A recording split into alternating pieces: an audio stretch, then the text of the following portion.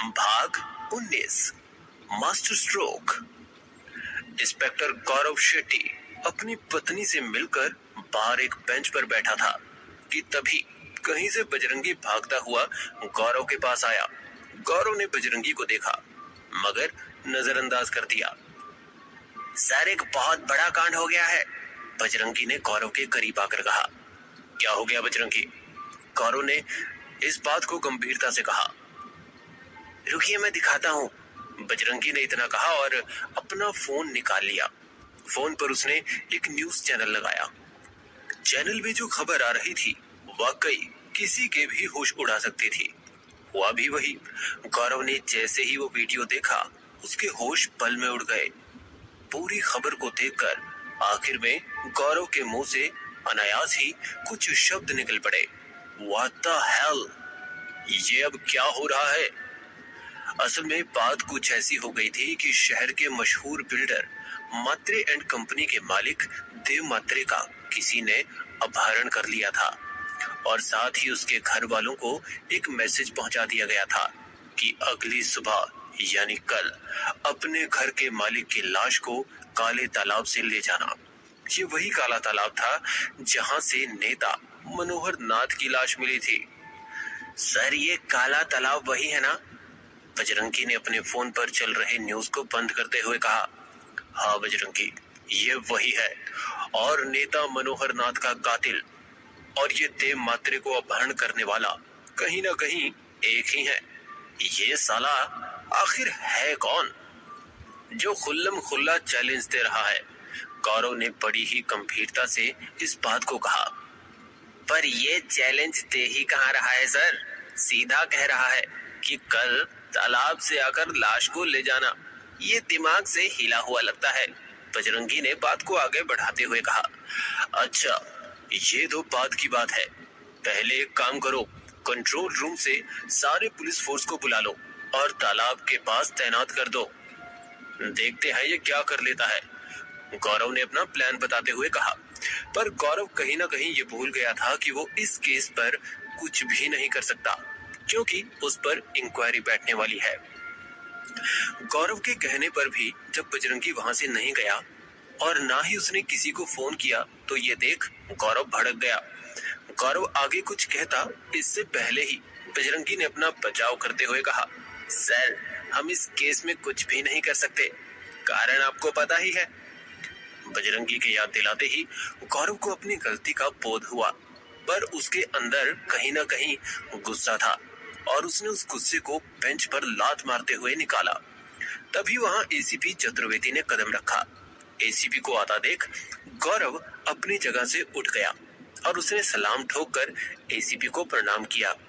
ये गौरव का अपना अलग अंदाज था और यही अंदाज उसे बाकियों से अलग बनाता था। उसका उसूल था कि जिससे उसकी बन गई समझो फिर, गौरव उसके लिए जान भी दे सकता था, पर वहीं जिससे उसकी तन गई तो फिर उसकी जान तक भी ले सकता था। सर, आप यहाँ? गौरव ने पूछा। तभी वहां पीछे से इंस्पेक्टर अशोक भी आ गया। एसीपी ने कहा, गौरव, मुझे तुमसे कुछ जरूरी बात करनी है। एसीपी की बात सुनकर गौरव ने सर हाँ में हिला दिया। ठीक है, ऊपर मेरे एक दोस्त हैं, उनके कैबिन में चलकर बात करते हैं, वो अभी वहां नहीं है। एसीपी ने ऑर्डर देते हुए आगे कहा। अशोक और बजरंगी, तुम दोनों भी आओ, बात थोड़ी गंभीर है। एसीपी के ऑर्डर पाते ही दोनों ऊपर कैबिन की तरफ जाने लगे। थोड़ी देर के बाद कैबिन के अंदर। सर, बात किस सिलसिले में है? गौरव ने कुर्सी पर बैठते ही पूछा। गौरव की बात का जवाब देते हुए एसीपी ने बड़ी गंभीरता से जवाब दिया। बात बहुत ही नाजुक है और शर्मनाक भी। एसीपी की इस रहस्यमयी बात ने सबको चौंका दिया और साथ ही साथ सोचने पर मजबूर भी कर दिया। अशोक ने इस बार एसीपी से पूछा, सर, आपकी इस बात का क्या मतलब है? बात सीधी सी है अशोक, तुम दोनों के परिवारों में जो घटना घटी है वो एक मास्टर स्ट्रोक है। दरअसल बात यह है कि तुम दोनों के घर वालों पर हमला उसी ने करवाया है जिसने देव मात्रे को किडनैप किया है।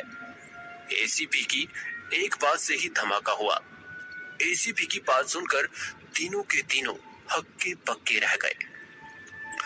गौरव ने बड़े ही अलग अंदाज में एसीपी से पूछा, सर, ये आप इतने यकीन के साथ कैसे कह सकते हैं? गौरव का यह सवाल जायज था और कहीं ना कहीं अशोक भी यही सवाल पूछना चाह रहा था। तीनों को बात समझाते हुए एसीपी ने कहा, देखो, जो किडनैपर है वो ये अच्छे से जानता है कि कुछ दिन पहले ही नेता मनोहर नाथ की मौत ने पूरे शहर को जागृत कर दिया है और पुलिस हर गली हर कोने में मौजूद है।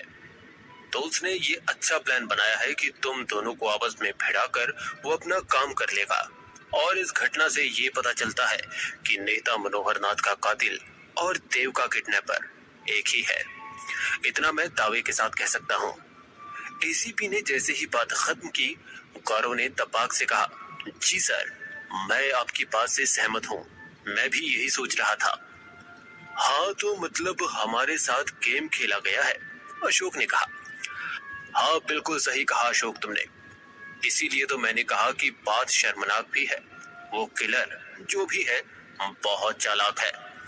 उसे पता था कि सुबह गौरव और अशोक के बीच में लड़ाई हुई है और उसने इसी हिसाब से प्लान बनाया। और देखो, तुम दोनों उसके प्लान में बुरे फंसे। एसीपी ने अपनी बात खत्म की।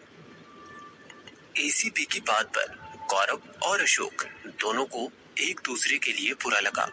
उन दोनों ने आपस में सॉरी कहा और बात को खत्म किया। पर असल में यहाँ बात खत्म नहीं बल्कि शुरू हुई थी। वो कैसे शुरू हुई, तो चलिए जानते हैं। अशोक ने कुछ देर सोचने के बाद कहा, सर, मैं एक बात कहना चाहता हूँ। एसीपी ने अशोक से कहा, हाँ बोलो अशोक, क्या बात है? सर, बात यह है कि मैंने काफी विचार किया और मैंने ये पाया कि ये केस इंस्पेक्टर गौरव मुझसे बेहतर अच्छे तरीके से हैंडल कर सकते हैं। तो मैं यही कहूंगा कि इस केस को गौरव को ही संभालने दे तो ही अच्छा रहेगा। अशोक की इस बात से जितने आप हैरान हो रहे हैं, उससे ज्यादा हैरानी एसीपी, गौरव और बजरंगी को हुई। वो इसका कारण समझ नहीं पा रहे थे कि आखिर अशोक ऐसा क्यों कह रहा है। कहीं वो डर तो नहीं गया था या फिर कोई और कारण था। ये तो बस दो ही लोग जानते थे, खुद अशोक और दूसरा ऊपर वाला। अशोक की बात का एसीपी ने जवाब दिया, हाँ, अगर तुम ऐसा कह रहे हो तो ऐसा हो सकता है। पर सर, इंक्वायरी? ये बात गौरव ने एसीपी साहब को बीच में ही टोकते हुए कही। तो आखिर क्या कारण है कि अशोक ने इस तरह से अपना नाम इस केस से वापस ले लिया? क्या गौरव अब इस केस की बागडोर संभालेगा या नहीं, ये जानेंगे मिस्टर साइको के अगले भाग में। सुनते रहिए पॉकेट एफएम।